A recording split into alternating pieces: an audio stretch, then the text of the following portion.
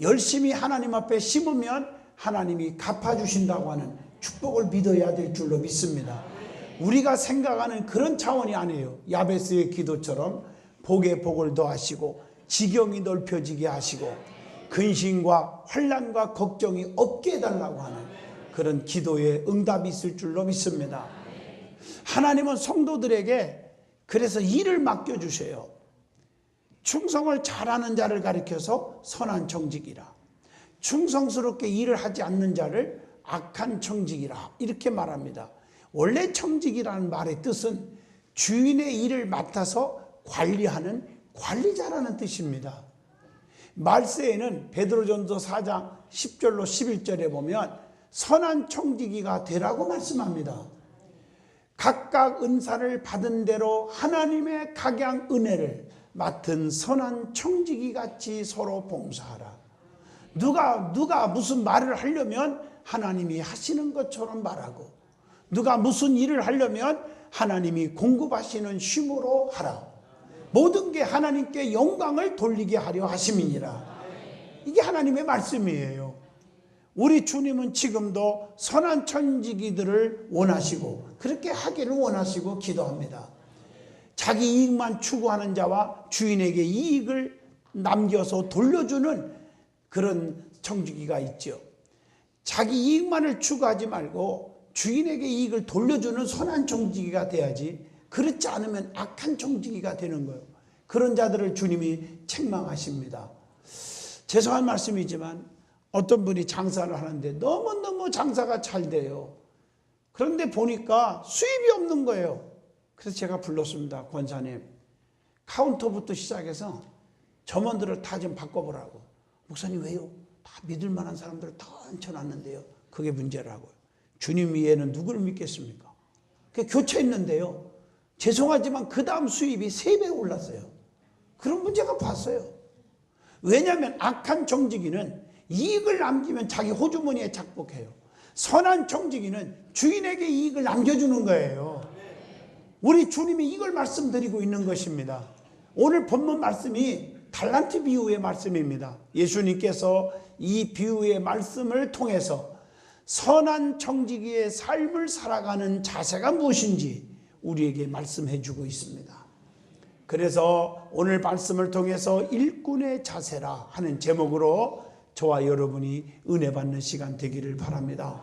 제일 먼저 하나님께서 일꾼을 세울 때는 각각 그 재능대로 맡겨주신다는 거예요. 오늘 본문 마태복음 25장 15절에 보면 각각 그 재능대로 하나에게는 5달란트를, 하나에게는 2달란트를, 하나에게는 1달란트를 주고 떠났더라 이렇게 말하고 있어요. 다시 말하면 하나님은 감당할 수 있는 만큼 재능을 보시고 일을 맡겨주시는 거예요. 오늘 이걸 아셔야 돼요. 직분은 하나님이 주신 것입니다. 하나님이 주셨어요.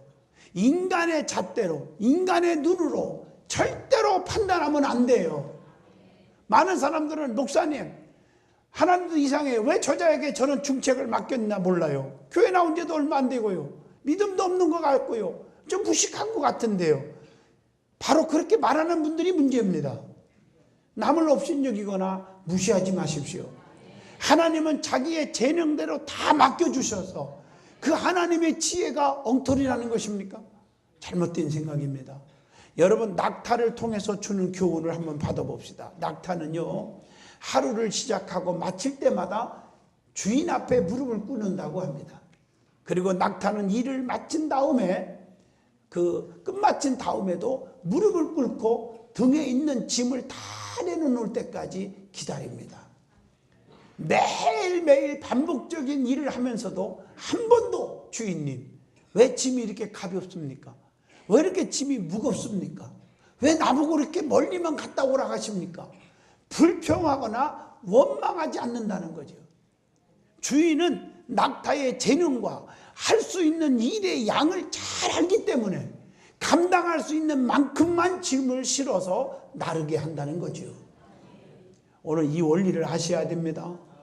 우리의 주인은 전지하시고 전능하시고 무소부재하신 하나님 아버지십니다. 그 하나님은 나의 능력과 나의 재능을 다 알고 계십니다.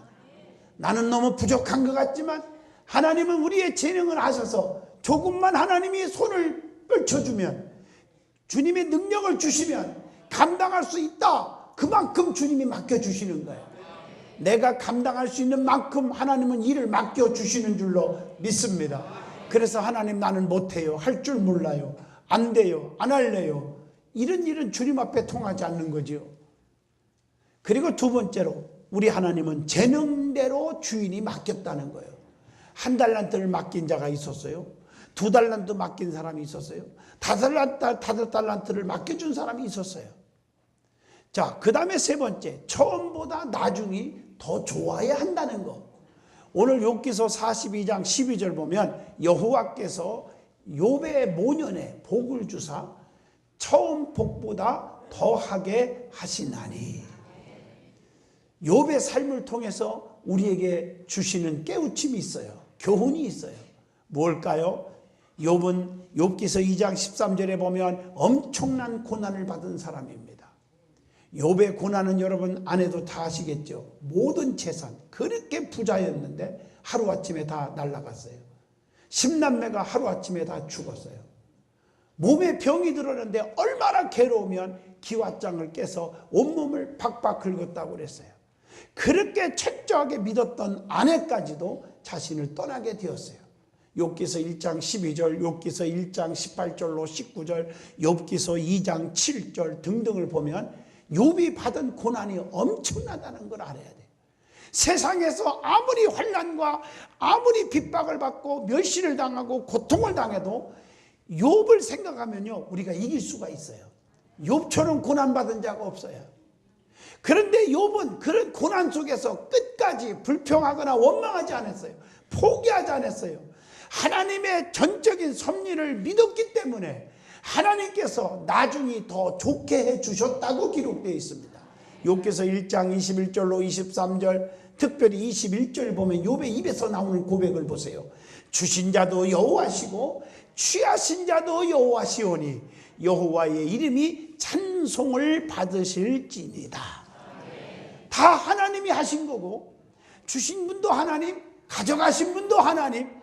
다시 말하면 생사화복을 주관하시는 분은 세상을 창조하신 거룩하신 우에 계신 하나님임을 고백하고 있습니다. 그랬더니 욥에게 어떤 축복이 왔습니까? 주변 사람들로부터 인정을 받는 축복을 받아요.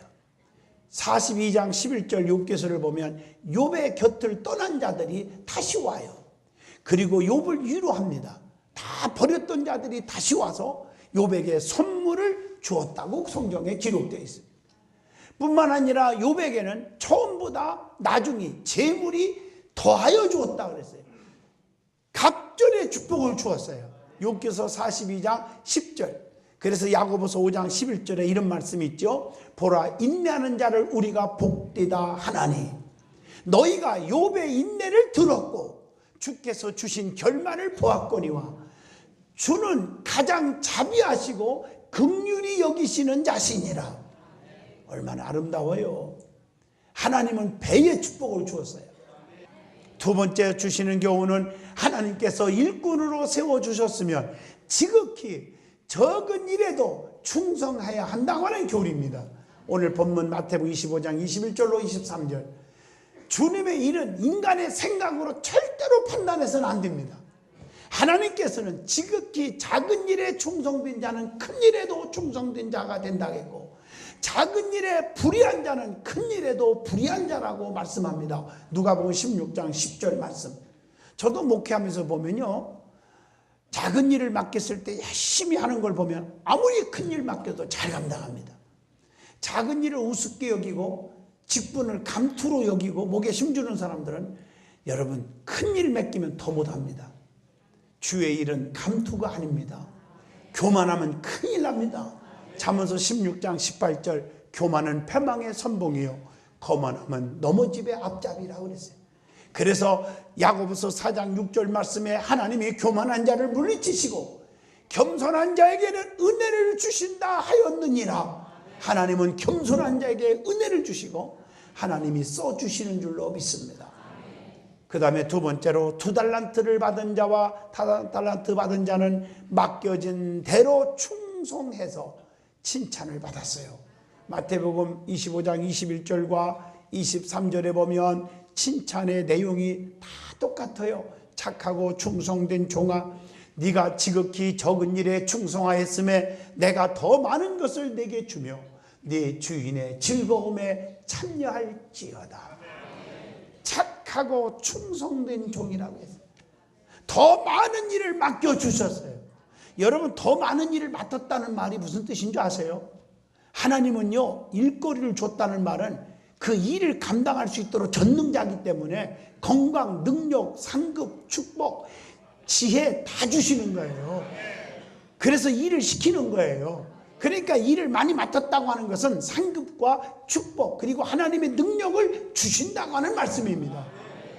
세 번째로 1달란트 받은 자는 일을 하지 않았어요. 땅에 묻어놓았어요. 그리고 주인을 우습게 여긴 거예요. 굳은 사람이라 그렇게 말을 해요. 오늘 주의 일을 못하는 사람은 하나님을 우습게 여기는 거예요. 1달란트 받은 자가 일을 안 했어요. 땅에 묻어놨어요. 주인을 우습게 여겼어요. 그리고 주인 앞에 그냥 그대로 내놓았어요. 이익이 없었어요. 그때 우리 주인이 마태복음 25장 26절에 악하고 게으른 종아, 책망을 했어요. 너는 심지 않는 데서 거두는 줄 알았더냐? 왜 이렇게 일도 안 하고 이익도 없는 자가 말이 많느냐? 그러면서 책망을 하고 25절로 30절에 보니까 있는 것도 다 빼앗겨 버렸어요. 여러분, 사명을 뺏긴 것은 비극입니다. 마태복음 25장 28절입니다. 사명이 있어야 감당할 수 있도록 하나님이 물질도 주고 건강도 주시고 명성도 주시고 지혜도 주시고 은사도 주시는 줄로 믿습니다.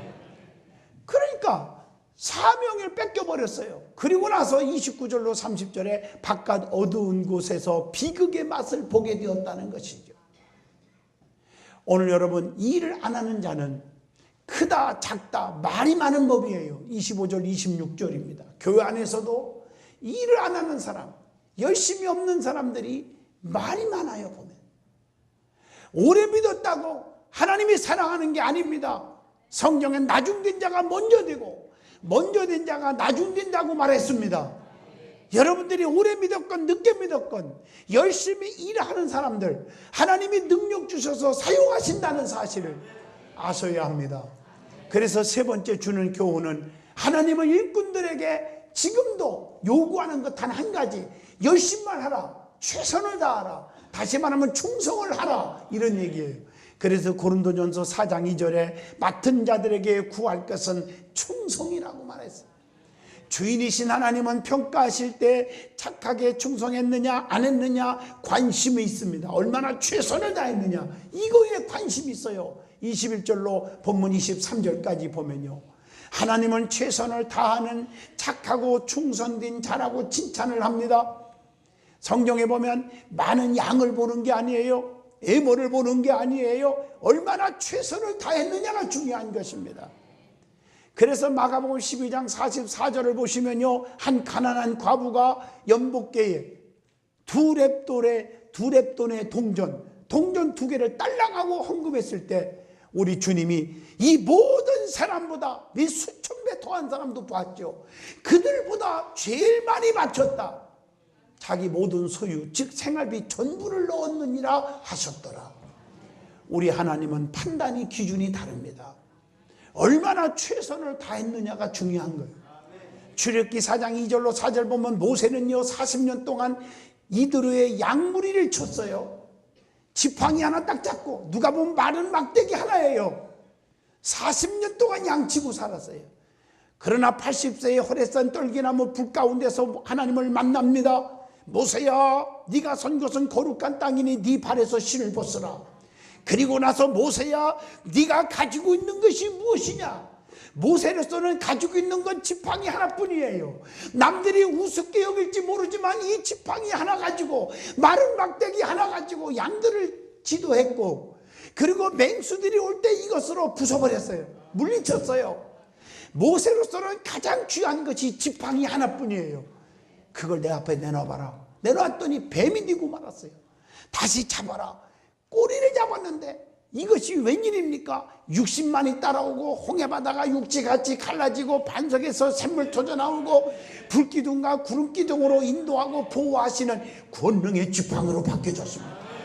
우리 하나님은요, 얼마나 가장 값진 금보석, 다이아몬드 보석이냐가 아닙니다. 마른 막대기지만 가지고 있는 걸 가지고 최선을 다해서 내놨을 때 그걸 하나님이 천만 배 곱해서 사용해 주시는 줄로 믿습니다.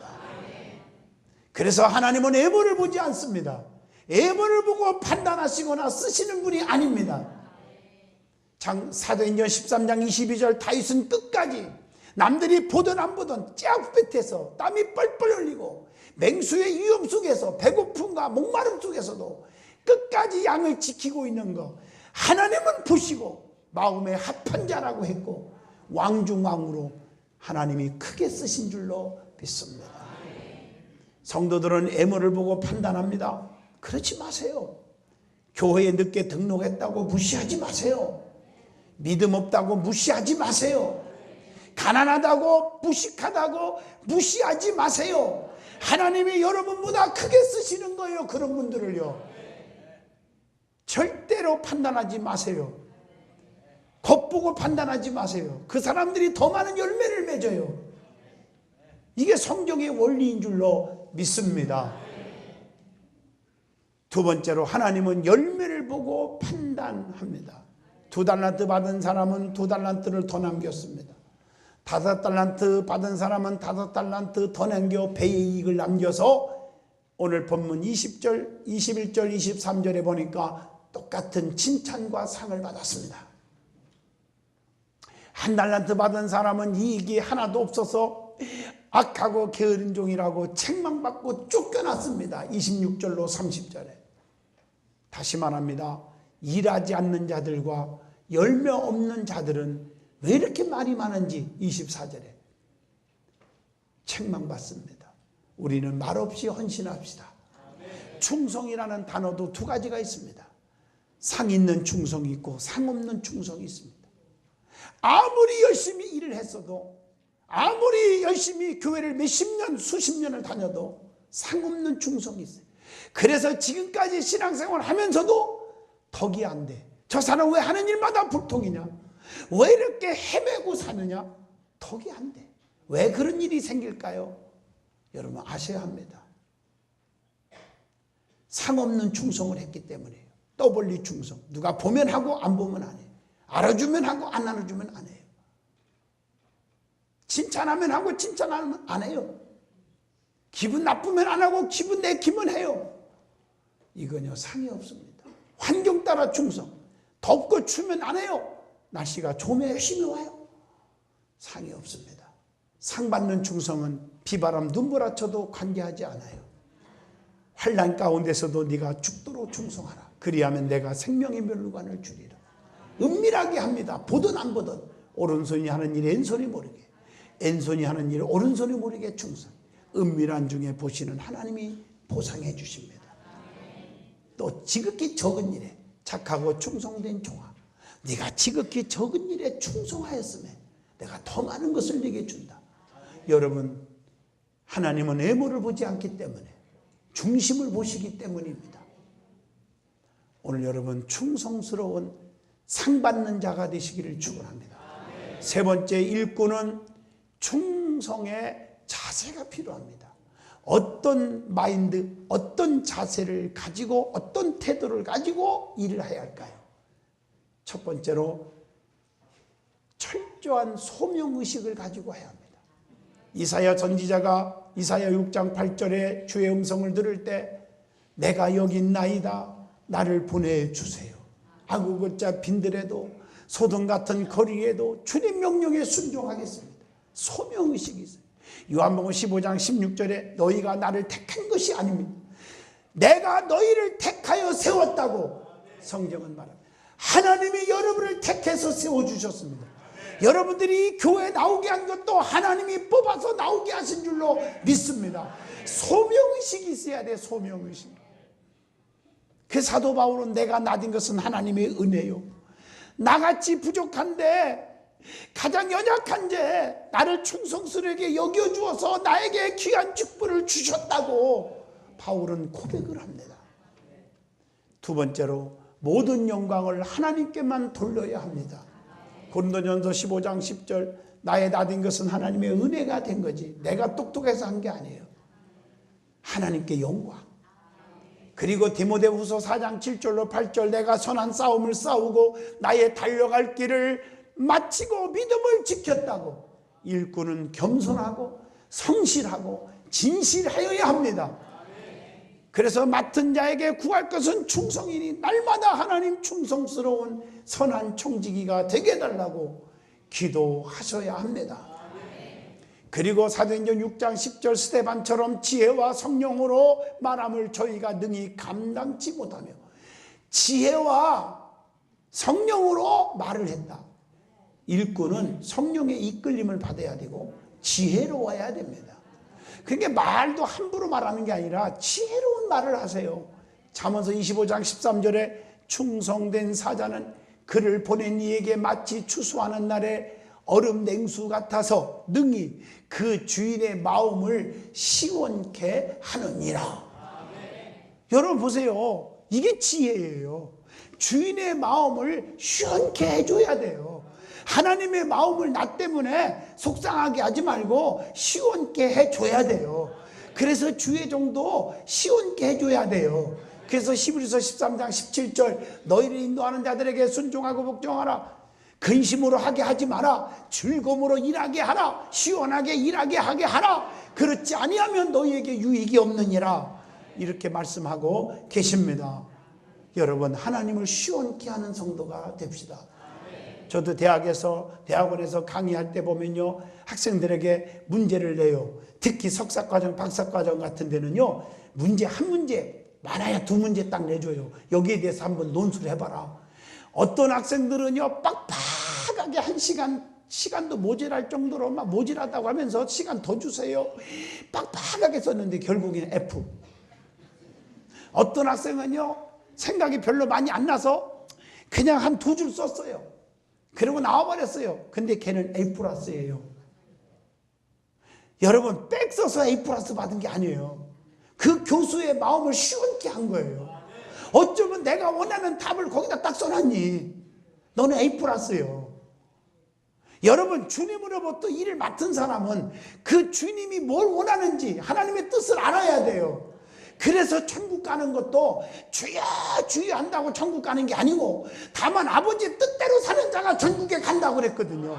아버지 뜻이 뭐냐고 한마디로 말하면 데살로니가전서 5장 16, 17, 18절 항상 기뻐하라 쉬지 말고 기도하라 범사에 감사하라 이는 그리스도 예수 안에서 너희를 향하신 하나님의 뜻입니다. 여러분 기본 아니겠어요? 항상 기뻐하세요. 쉬지 말고 기도하세요. 범사에 감사하세요. 불평하지 마시고 원망하지 마시고 짜증내지 마시고 힘들어도 그냥 감사하세요. 그냥 생명 주신 하나님 감사하세요. 불평하려면 한없이 불평이잖아요. 다리가 부러졌어도 하나님 머리 안 다쳐서 감사하고요. 머리가 2번 뽀겠어도요 하나님 생명이 지장 없어서 감사하고요. 생명이 날아가게 생겼으면 하나님 천국 가게 해주셔서 감사하고요. 이런 사람 하나님이 눈동자같이 지켜주십니다. 결론을 내립니다.